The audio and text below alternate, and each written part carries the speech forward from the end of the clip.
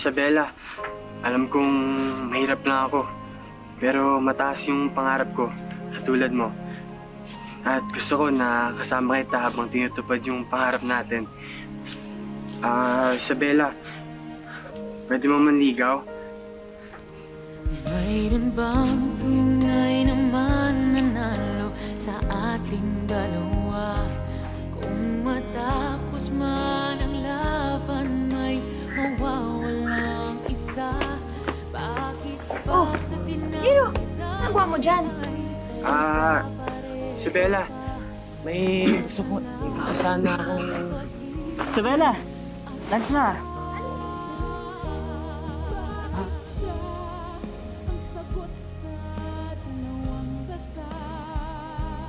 Sige, mamaya na lang. Madami pa kasi akong gagawin eh. Hindi. Ako na bahala doon. Ito rin. Tapos, nagabi mo.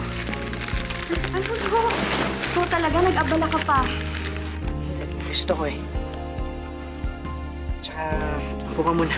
Ay, hindi. Naku, baka makita tayo ni Mami. Hindi. Tsaka, madami pa akong gagawin. Hindi, ako na bahala doon. Tsaka, nagpaalam na din ako sa kanya. Huwag ka na mag-alala. Sige na. Yun nga. Pag tayo na, hindi mo na kailangan magtrabaho dito. Anong pag tayo na? I mean, you know, gusto ko sanang maligaw sa'yo eh. Pakay ka ba?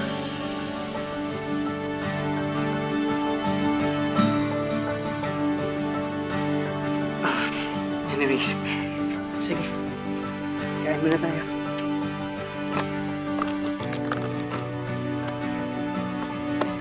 Nag-abala ka pa talaga. Anong problema?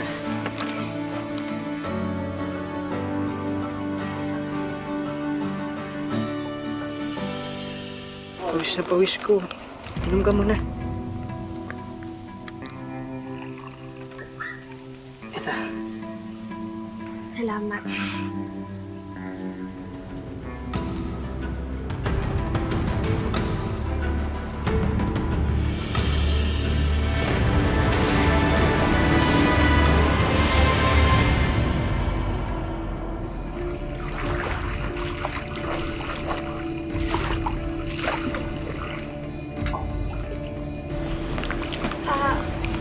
Ma'am Nalit.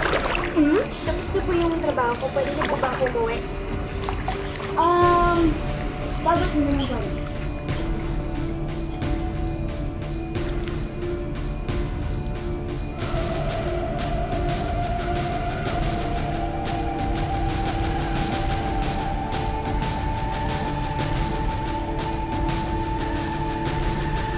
Lapit pa.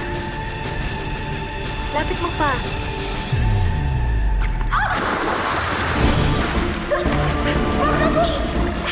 Ating kanina ka pa! Masyado kasi nakakasya ka para sa ating dalawa!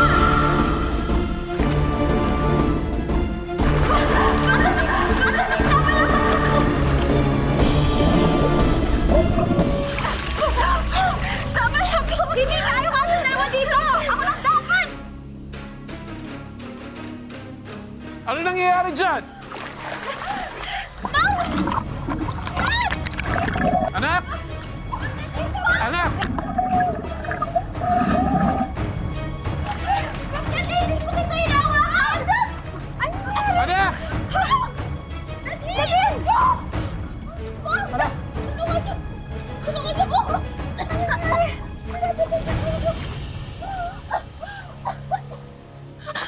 Kailangan na raputan niyo!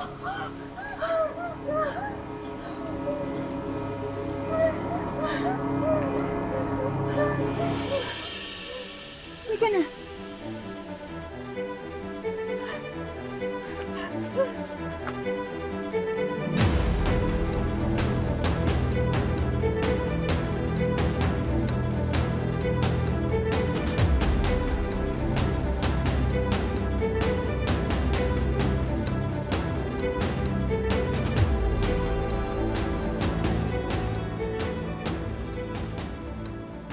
Mom!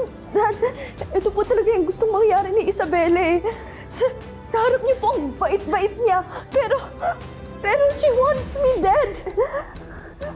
Gusto niya po kasi kayong masolo. Tapos, yung pagkamatay ko po at pagmamakain niya pong aksidente, buti na lang po dumating kayo. Nadine, hindi totoo yan! Hindi kita nilunod doon! Parang awa na Nadine, magsabi ka ng totoo!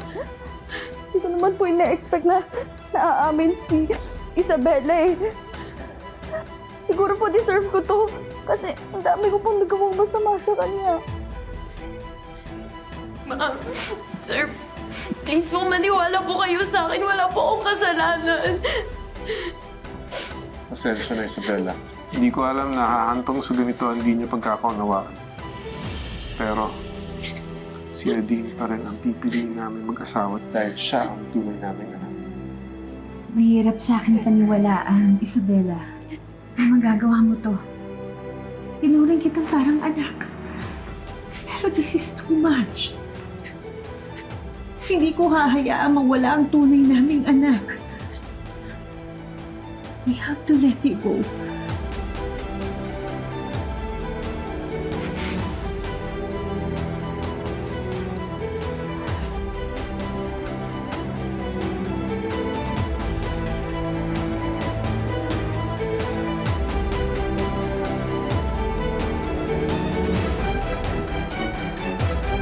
Maraming salamat sa pagsama sa ating istorya sa Tadhana. Nakaka-relate ka ba sa ating mga bida? Nako, i-comment mo na yan para sa iba't ibang kwento na punong-puno ng pag-asa at inspirasyon. Mag-subscribe na sa GMA Public Affairs at YouTube channel.